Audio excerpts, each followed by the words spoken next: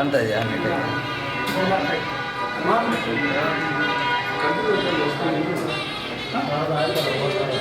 ಚಂದ್ರಪ್ಪ ಕಡೆ ಬಂದಿದ್ದೀರಾ? ಚಂದ್ರಪ್ಪ ಕಡೆ ಹೋಗಿದ್ದೀರಾ?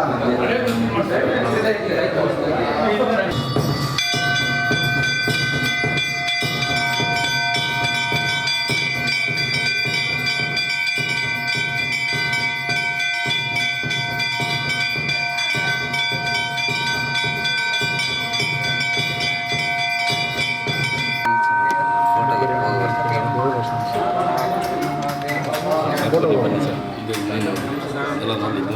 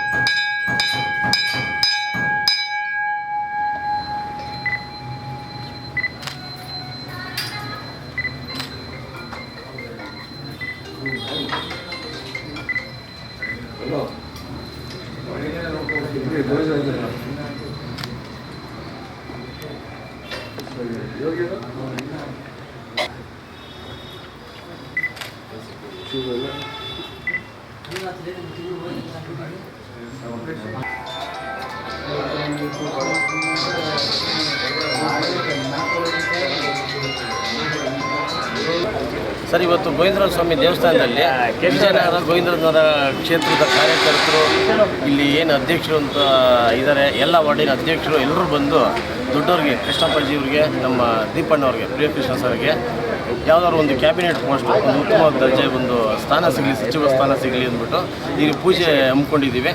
ತುಂಬ ವಿಜೃಂಭಣೆಯಿಂದ ಪೂಜೆ ನಡೀತು. ಇಬ್ಬರಲ್ಲಿ ಯಾರಿಗಾರೊಬ್ಬರಿಗೆ ಒಳ್ಳೆಯದಾಗಲಿ. ಇಡೀ ನಮ್ಮ ಏನು ಕ್ಷೇತ್ರಗಳಿಗೆ ಗೋವಿಂದರಾಜನಗರ ವಿಜಯನಗರಕ್ಕೆ ಏನು ಒಂದು ಅಭಿವೃದ್ಧಿ ಪಥ ಸಾಗ್ತಾ ಇದೆ, ಅದು ಕರ್ನಾಟಕದಾದ್ಯಂತ ಹರಡಲಿ ಅಂತ ಇಷ್ಟಪಡ್ತೀವಿ ಸರ್ ಎಲ್ಲರೂ. ಸರ್, ಈಗಾಗಲೇ ಎಂ ಕೃಷ್ಣಪ್ಪ ಅವರವರು ಅನುಭವಿ ಮಾಜಿ ವಸತಿ ಸಚಿವರಾಗಿದ್ದಾರೆ.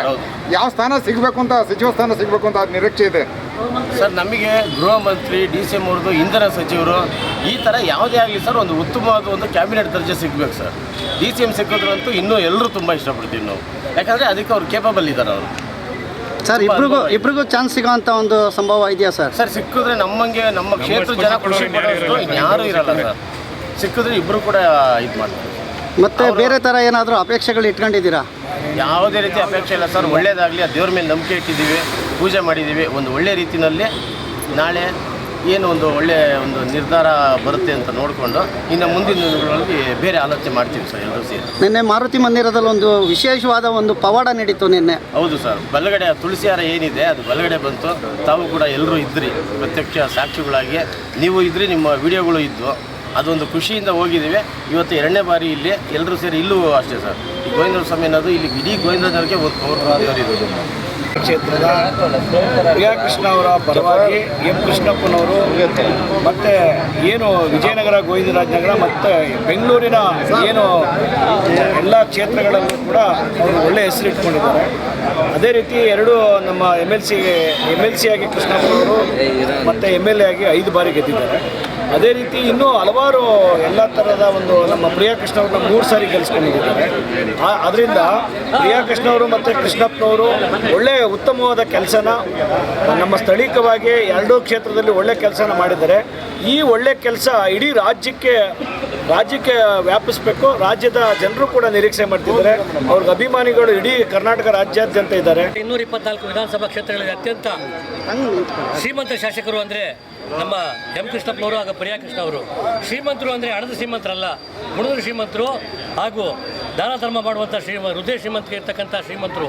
ಅಂಥ ಒಂದು ನಾಯಕರುಗಳು ಇರ್ತಕ್ಕಂಥ ನಮ್ಮ ಎಂ ಕೃಷ್ಣಪ್ಪನವರು ಹಾಗೂ ಪ್ರಿಯಕೃಷ್ಣ ಅವರಿಗೆ ಈ ಬಾರಿ ಸಚಿವ ಸ್ಥಾನವನ್ನು ಕೊಡಬೇಕಂತ ನಾವು ಒಕ್ಕರ್ಲಿಂದ ಇವತ್ತು ಗೋವಿಂದರಾಜ ಸ್ವಾಮಿ ದೇವಸ್ಥಾನ ಹಾಗೂ ಪೂಜಮ್ಮ ತಾಯಿಯ ಆಶೀರ್ವಾದ ಪಡೆದು ಇವಾಗ ಅವ್ರಿಗೆ ಬೇಳ್ಕೊಂಡಿದ್ದೀವಿ.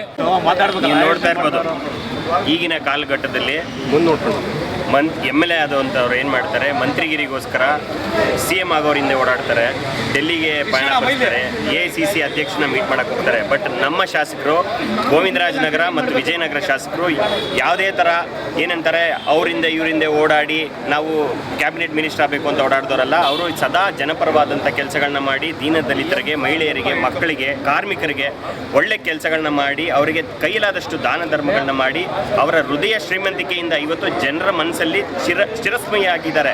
ಅಂಥವರಿಗೆ ಕ್ಯಾಬಿನೆಟ್ ದರ್ಜೆ ಮಂತ್ರಿ ಸ್ಥಾನವನ್ನು ಕೊಡಬೇಕಂತೇಳಿ ನಾವು ಈ ದೇವಾಲಯಗಳಲ್ಲಿ ಪೂಜೆ ಸಲ್ಲಿಸ್ತಾ ಇದ್ದೀವಿ. ಇವತ್ತು ನಡೆಯುತ್ತೆ, ನಾಳೆನೂ ನಡೆಯುತ್ತೆ, ದಿನನಿತ್ಯ ಈ ಪೂಜೆಗಳು ಸಲ್ಲಿಸ್ತಾನೆ ಇರ್ತವೆ. ಅವರಿಗೆ ಮಂತ್ರಿ ಸ್ಥಾನ ಸಿಗೋವರೆಗೂ ನಾವು ಈ ಥರ ಪೂಜೆಗಳನ್ನ ಸಲ್ಲಿಸ್ತಾ ಇದ್ದೀವಿ. ನಾನು ಒಂದೇ ಕೇಳ್ಕೊಳ್ಳೋದು, ಇದು ಬರೀ ಕಾರ್ಯಕರ್ತರ ಒಕ್ಕರುಳ ಕೂಗಲ್ಲ, ಇದು ಜನಸಾಮಾನ್ಯರ ಗೋವಿಂದರಾಜನಗರ ಮತ್ತು ವಿಜಯನಗರ ಕ್ಷೇತ್ರದ ಜನರ ಕೂಗು.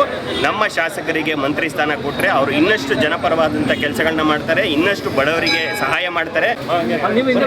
ಇವತ್ತೇನು ಗೋವಿಂದರಾಜನಗರ ವಿಧಾನಸಭಾ ಕ್ಷೇತ್ರ ಹಾಗೂ ವಿಜಯನಗರ ವಿಧಾನಸಭಾ ಕ್ಷೇತ್ರ ಕಾರ್ಯಕರ್ತರು, ಮುಖಂಡರುಗಳೆಲ್ಲ ಸೇರಿ ಪ್ರತಿ ಅವರವ್ರ ಏರಿಯಾದಲ್ಲಿ ಪೂಜೆಗಳು ಮಾಡ್ಕೊಂಡು ಬಂದಿದ್ದಾರೆ. ಇದರ ಉದ್ದೇಶ ಏನು ಅಂದರೆ, ನಮ್ಮ ನೆಚ್ಚಿನ ನಾಯಕರು ಪ್ರಿಯಾ ಕೃಷ್ಣ ಸಾಹೇಬರಾಗಿರ್ಬೋದು, ಎಂ ಕೃಷ್ಣಪ್ಪ ಸಾಹೇಬರಾಗಿರ್ಬೋದು, ಅವ್ರಿಗೆ ಉನ್ನತ ಸ್ಥಾನಮಾನ ಸಿಗಲಿ ಅಂತ ಎಲ್ಲರೂ ಸೇರಿ ಇವತ್ತು ಪೂಜೆ ಮಾಡಿದ್ದೀವಿ.